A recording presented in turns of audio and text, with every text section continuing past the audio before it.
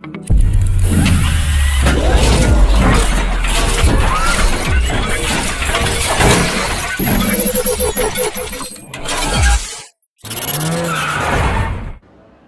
Everyone, मैं हूं करण, आपका दोस्त, आपका होस्ट, और आप देख रहे हैं आपका अपना यूट्यूब चैनल DLX ऑटोज। जैसा कि मैंने लास्ट अपने वीडियो में अपने बायर और सेलर से रिलेटेड जो उनकी कॉमन क्वेश्चंस या फिर माइंड में क्वेरीज चल रही होती है, जैसे कि मेरे को अपनी कार सेल करनी होती है तो मेरे माइंड में भी, या फिर आपको अपनी कोई कार परचेज करना है मार्केट से तो आपके भी माइंड में कुछ ना कुछ चलता है। ठीक उसी तरह के क्वेश्चंस मैंने लास्ट अपने वीडियो में क्लियर किए।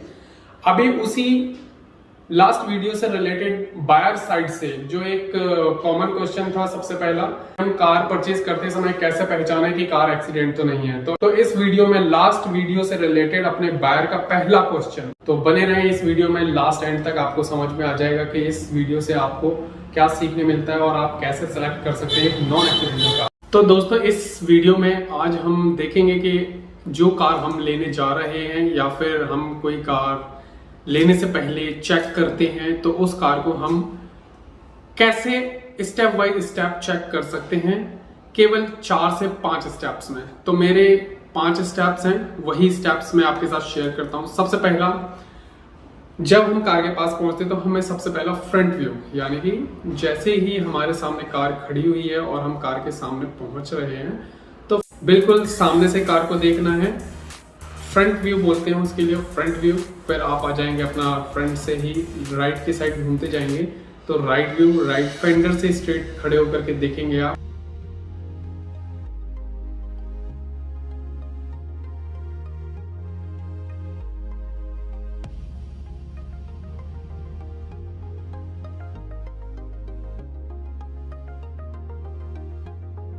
जो स्टेप वाइज है, फ्रंट व्यू, फिर घूमते हुए राइट व्यू। राइट व्यू में आप चेक करेंगे दोनों दरवाजे, पर उसे ओपन नहीं करेंगे अभी आप, सिंपली एक आप पूरा राउंड लीजिए।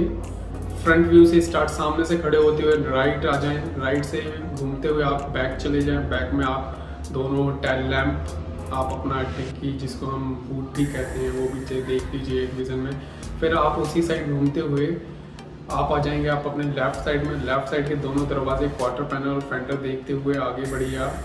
फिर आ जाते हैं आप अपना, फिर अगेन फ्रंट व्यू में आ जाते हैं। तो ये आपके 4 स्टेप्स में जो डेमोन्स्ट्रेशन कह सकते हैं या फिर चेकिंग स्टेप्स कह सकते हैं। तो आप अपने इन 4 स्टेप्स में कार को पूरी तरह से बाहर से चेक कर सकते हैं। तो कैसे हम बाहर से चेक कर रहे हैं? सबसे पहले हमें फ्रंट व्यू से हमें राइट में घूमते हुए अपने फेंडर, दोनों फ्रंट डोर, रियर डोर और राइट साइड पे क्वार्टर पैनल देखते हुए बैक में चले जाना है। बैक साइड से हम देखते हैं थोड़ा दूर से खड़े होकर के तो दोनों टेल लैंप और बूट, और फिर हम बैक से ही अपने लेफ्ट साइड में घूमते चले जा रहे हैं। तो अब हम लेफ्ट साइड में आ जाएंगे। लेफ्ट साइड से आप अपना क्वार्टर पैनल, दोनों दरवाजे और अपना फेंडर देखते हुए आगे आएंगे, सर्कल पूरा घूमेंगे तो आगे आप फ्रंट व्यू पर आकर के रुक जाते हैं। अब फ्रंट व्यू में ही सबसे पहले आप अपनी कार का, जो आप कार चेक कर रहे हैं उस कार का बॉनेट खोलेंगे। जैसे ही आप कार का बॉनेट खोलेंगे तो ये देखिए, जैसे कि मैं इस कार पर आपको डेमो दे रहा हूँ। ये हमने कार का बॉनेट खोला हुआ है और आप देखिए मैंने ये बॉनेट खोला हुआ है और आप देखिए ये ऊपर बॉनेट की जो पट्टी होती है, या फिर आप अपने इसको पेस्टिंग कह सकते हैं। आप बॉनेट को जैसे ही ओपन करेंगे तो आप बॉनेट उठा करके देखेंगे तो आप देखिए ये चारों तरफ से जो ये सर्कल बना हुआ है, इसको जैसे कि मैंने इस पे है ना वर्ड्स में लिखा हुआ है, बॉनेट पट्टी बोल सकते हैं या फिर पेस्टिंग बोल सकते हैं। अगर आपकी कार का पीस ओरिजिनल है तो इस पेस्टिंग का शेप ठीक इस तरह से, पेस्टिंग सेम है तो आपकी कार का कोई पीस चेंज नहीं है। ठीक इसी तरह से अब आप बॉनेट चेक करते हुए देखिए, आप बॉनेट मैं दिखाते जा रहा हूँ, बॉनेट पेस्टिंग पे पॉइंट्स आप देखिए।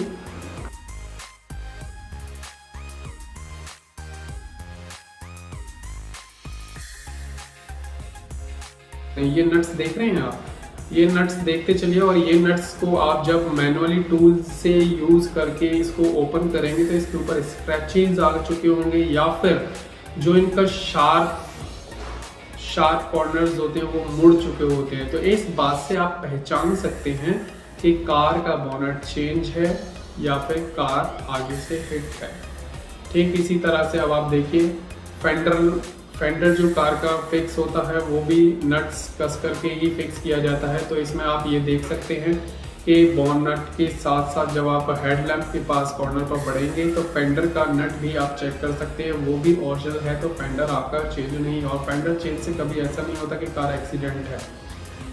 कभी कभी फेंडर हम लोग जैसे नॉर्मल डेंट पड़ गया है तो उस वजह से भी चेंज कर दिया जाता है, क्योंकि फेंडर का मेटल जो होता है काफ़ी सॉफ्ट होता है, इतना हार्ड नहीं होता है, जिस वजह से वो मुड़ भी जाता है और डेंट पड़ जाते हैं, तो वो कई बार चेंज हो भी सकता है। तो इसका मतलब ये नहीं होता है कि कार आपकी एक्सीडेंट है।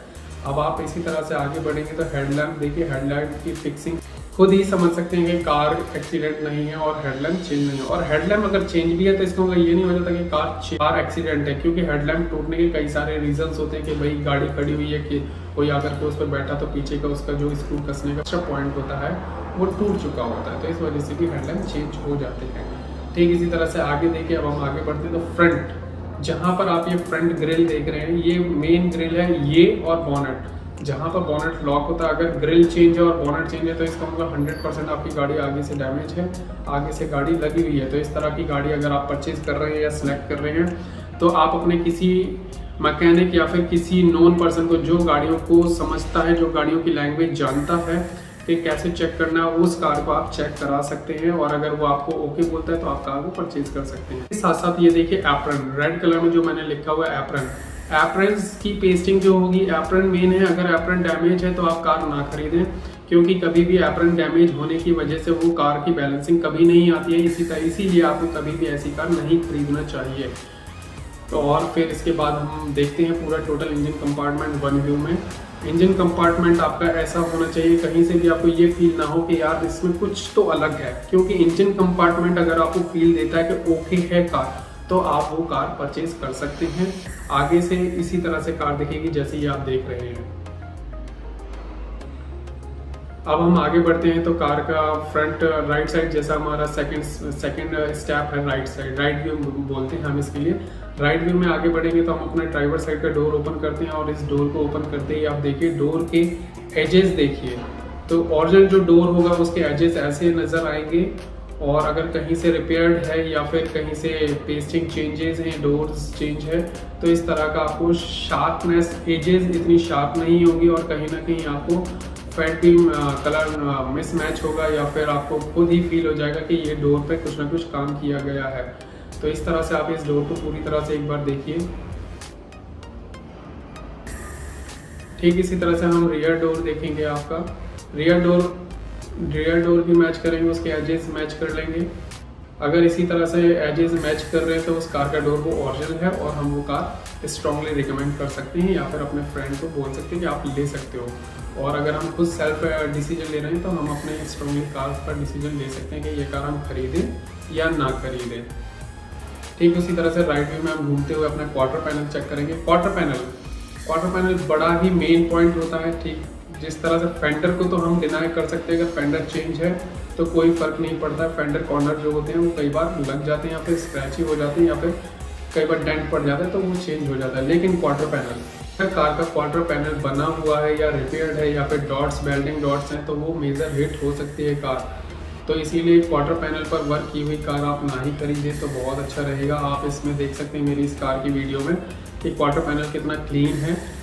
और अब हम थर्ड स्टेप रियर स्टेप बोलते हैं, रियर व्यू स्टेप बोलते हैं। तो इसमें हम आप कार को बैक से चेक करेंगे।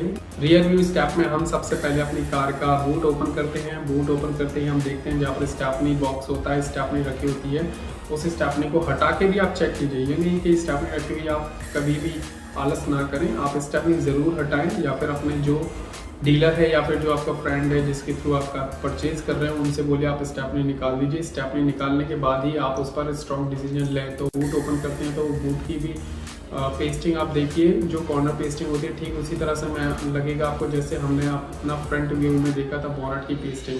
तो पूरा आप स्टेपनी से लेकर के, स्टेपनी फ्लोर से लेकर के क्वार्टर पैनल कॉर्नर्स लेकर के अपना बूट का डोर पूरा चेक कीजिए।